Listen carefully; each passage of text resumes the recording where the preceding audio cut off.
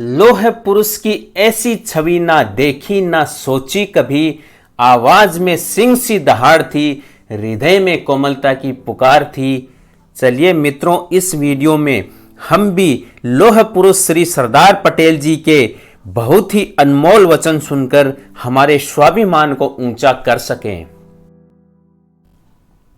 भले ही हम हजारों की संपत्ति खो दें और हमारा जीवन बलिदान हो जाए, हमें मुस्कुराते रहना चाहिए और ईश्वर और सत्य में अपना विश्वास बनाए रखना चाहिए।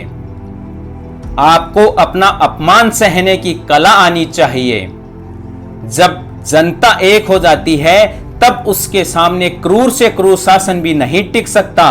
अतः जात पात के ऊंच नीच के भेदभाव को भुलाकर सब एक हो जाइए। संस्कृति समझ बूझकर शांति पर रची गई है। मरना होगा तो वे अपने पापों से मरेंगे। जो काम प्रेम शांति से होता है वह वैर भाव से नहीं होता। आज हमें ऊंच नीच, अमीर गरीब, जाति पंथ के भेदभावों को समाप्त कर देना चाहिए। तभी हम एक उन्नत देश की कल्पना कर सकते हैं। अधिकार मनुष्य को तब तक अंधा बनाए रखेंगे जब तक मनुष्य उस अधिकार को प्राप्त करने हेतु मूल्य न चुका दे। मेरी एक ही इच्छा है कि भारत एक अच्छा उत्पादक हो और इस देश में कोई भी अन्न के लिए आंसू बहाता हुआ भूखा ना रहे। इस मिट्टी में कुछ तो अनूठा है जिस पर कई बाधाओं के बावजूद हमेशा महान आत्माओं का निवास रहा है।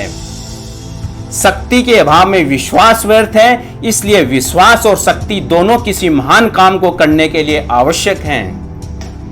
अविश्वास भय का प्रमुख कारण होता है।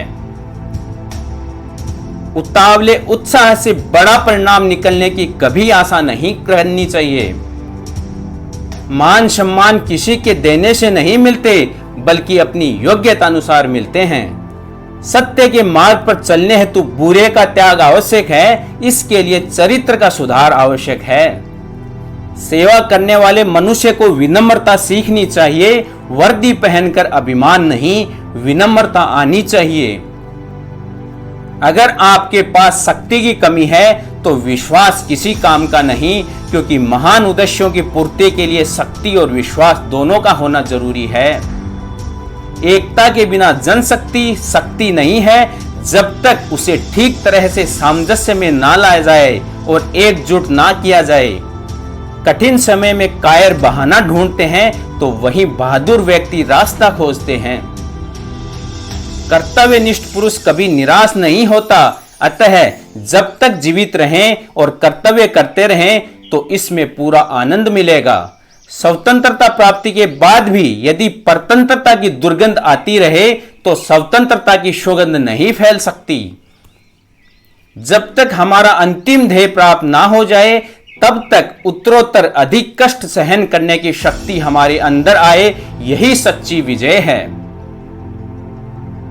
प्राण लेने का अधिकार तो ईश्वर को है। सरकार की तोप या बंदूकें हमारा कुछ नहीं कर सकती। हमारी निर्भयता ही हमारा कवच है। जय हिंद, वंदे मातरम।